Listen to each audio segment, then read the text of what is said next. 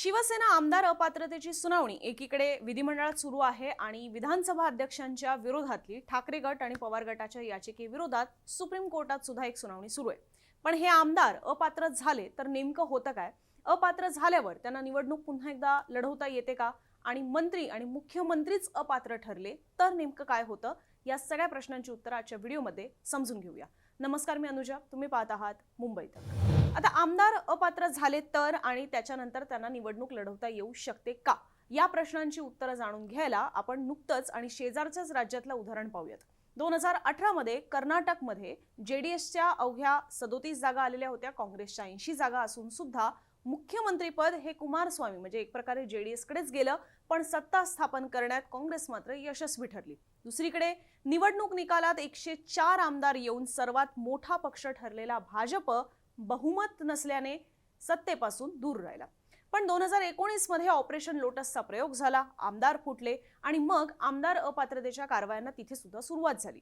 कर्नाटकचे तत्कालीन विधानसभा अध्यक्ष के.आर. रमेश कुमार यांनी जुलै 2019 मध्ये 17 आमदारांना अपात्र ठरवलं, ज्याच्यामध्ये 14 काँग्रेसचे आणि 3 जेडीएसचे आमदार होते, ज्यांनी स्वतःहूनच आमदारकीचा राजीनामा दिलेला, ज्याच्यामुळे काँग्रेस आणि जेडीएसचं सरकार अल्पमतात आलं। परिणामी त्याचा फायदा विरोधी पक्षातील भाजपला झाला आणि आपल्या सगळ्यांनाच कल्पना आहे की नंतर तिकडे भाजपचं सरकार सुद्धा आलं। पण या आमदारांची अडचण इथे नव्हती की त्यांना अपात्र करण्यात आलं, तर इथे होती की विधानसभा अध्यक्षांनी या 17 आमदारांना अपात्र करतानाच विधानसभेच्या संपूर्ण कालावधीपर्यंत अपात्र घोषित केलं। म्हणजेच 2019 ला हे आमदार अपात्र झाले, पण कर्नाटकची पुढची विधानसभेची निवडणूक जी 2023 पर्यंत होती, म्हणजे तो कालावधी 23 पर्यंत होता, तोपर्यंत हे आमदार निवडणूक लढवूच शकणार नाहीत असा निर्णय अध्यक्षांनी दिला होता। या विरोधात आमदार सुप्रीम कोर्टात गेले। नोव्हेंबर 2019 ला सुप्रीम कोर्टाचा निकाल आला। 2 मुद्द्यात समजून घ्यायचा तर पहिला मुद्दा, 17 आमदार अपात्र ठरवल्याचा विधानसभा अध्यक्षांचा निकाल बरोबर असल्याचं सुप्रीम कोर्टाने म्हटलं किंवा तो कायम ठेवला, तो त्याच्यात काही बदल केले नाही। पण आमदारांना 2023 पर्यंत निवडणूकच लढवता येणार नाही हा निकाल मात्र सुप्रीम कोर्टाने रद्द ठरवला। या आमदारांनी राजीनामा दिल्याने कर्नाटकात डिसेंबर 2019 मध्ये पोटनिवडणुका या लागलेल्याच होत्या। सुप्रीम कोर्टाच्या निकालामुळे या आमदारांना पुन्हा निवडणुका लढवता आल्या। त्याच्यामुळे 2 गोष्टी स्पष्ट झाल्या, जे सुरुवातीला आपण प्रश्न उपस्थित केलेले होते की आमदार अपात्र झाले तर त्यांना पुन्हा एकदा निवडणुकीला सामोरं जावं लागतं, हा पहिला मुद्दा। दुसरी गोष्ट, आमदार अपात्र झाले तरीही ते निवडणुका, पोटनिवडणुका या लढवू शकतात, त्यावर कुठलीही बंधनं येत नाहीत। आता पुढचा प्रश्न येतो की मंत्री किंवा मुख्यमंत्री अपात्र ठरले तर काय? शिवसेना आमदार अपात्रतेच्या याचिकांमध्ये शिवसेनेकडून मंत्री असलेल्या सगळ्यांचा समावेश आहे, म्हणजे 9च्या 9 जणांचा। पण सगळ्यात पहिले जी 16 आमदारांविरोधातली याचिका करण्यात आली होती त्यातच मंत्री अब्दुल सत्तार, संदीपान भुमरे, तानाजी सावंत आणि मुख्यमंत्री एकनाथ शिंदे यांचा समावेश आहे। आता जर हे अपात्र ठरले तर यातलं कोणीही आपल्या मंत्रिपदावर, अगदी मुख्यमंत्रीपदावर सुद्धा कायम राहू शकत नाही। बरं, आमदारकी गेली तरीही 6 महिन्यात पुन्हा निवडून येता येतं आणि तोवर मंत्रिपदावर राहता येतं, ही गोष्ट सुद्धा इथे लागू होत नाही।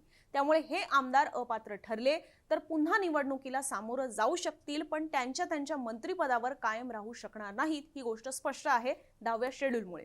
मुख्यमंत्री अपात्र ठरले तर त्यांचं सरकार जातं, पण याचा अर्थ महायुतीची सत्ता जाईल का?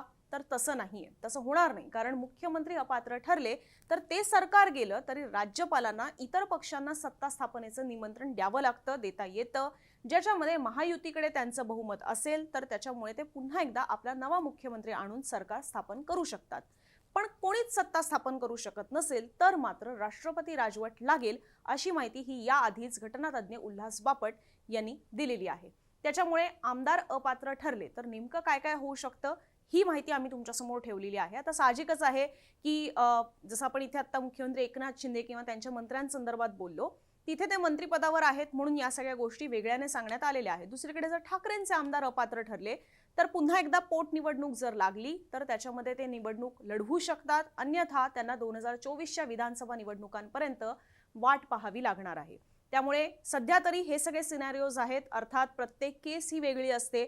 या केसमध्ये सुद्धा विधानसभा अध्यक्ष काय निर्णय घेतात, त्या विरोधात जर सुप्रीम कोर्टात धाव घेण्यात आली तर काय होऊ शकतं हे आपल्याला त्या वेळेला पाहावं लागणार आहे। पण आतापर्यंत काय काय झालेलं आहे, काय काय होऊ शकतं हे तुमच्यासमोर ठेवण्याचा आमचा हा प्रयत्न आहे। तुमचं याच्यावरचं मत कमेंट बॉक्समध्ये जरूर आमच्यापर्यंत मांडा आणि असेच माहितीपूर्ण व्हिडिओ पाहण्यासाठी बघत रहा मुंबई तक।